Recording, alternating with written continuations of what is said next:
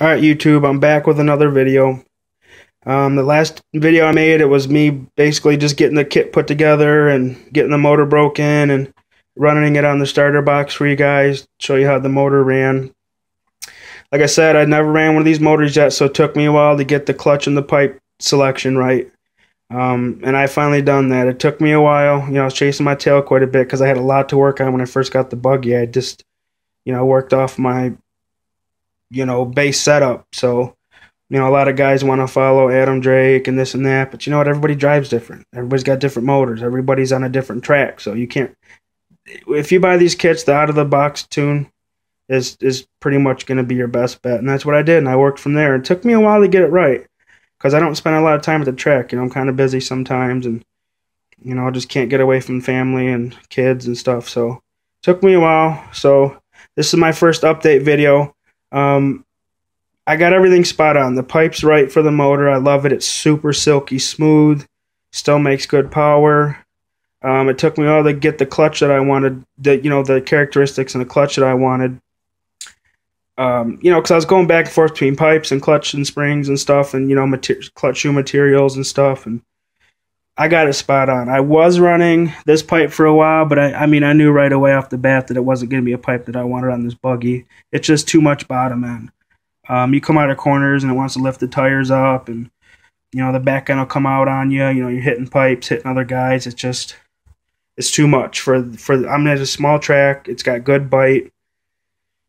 I like my buggy smooth. I used to love explosive power back in the day, but that's what everybody was like. Yeah, I want the most power I can make, and that doesn't always work the way. Especially the more experience I get, the smoother buggy I can have, the better off I am. I'm not looking for all the power in the world. The only thing I don't like about this engine setup is it just doesn't have a ton of top end. Like some of the higher end motors that I bought before, it just doesn't scream all the way down the straight. It kind of falls off about 3/4 of the way down, but this pipe kind of helps that. It doesn't let the motor clear out as quick. But I love it. The idle is just super, super consistent. Idle up through mid-range, it clears out really nice.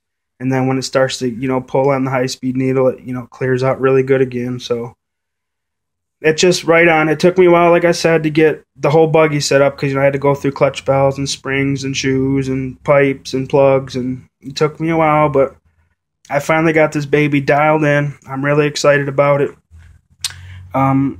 So I'm running the RE11 carbon and aluminum shoes. I think I'm running the green and black. I don't know. I can't remember. I chased that clutch for so long. I can't remember what my setup sheet says. The motor's flawless. I don't have any problems with it. It doesn't run on at the end of long straights. I don't get no detonation. Like I said, it's just the idle is super consistent. I can run it all the way to the end of the straightaway, bring it back, and it just purrs and idles. No problems. Everything's good. And like I said, this pipe, if you like the big explosive power off the bottom, this is not a bad pipe. There's other ones out there, but this one's just a little bit too much for me. It's hard to stay smooth and consistent when you have that much power because you can just lose it. But here's an update. Everything's running good. Like I said, maybe if I can get a camera guy at the track, I'll have some more videos with some track time. But I'm killing them out there, man. This thing's running good. I got it dialed. I'm super, super excited about this point season coming up. So stay tuned. I'll have some more videos coming up. Oh, another thing, too, is I know I told you guys I run 20%, which I normally do.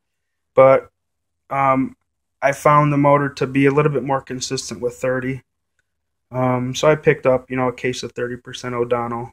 Not the race blend, just the standard stuff. Nothing fancy. Just club racing. It's fun, but the motor was definitely a little bit more consistent with the 30% with my setup.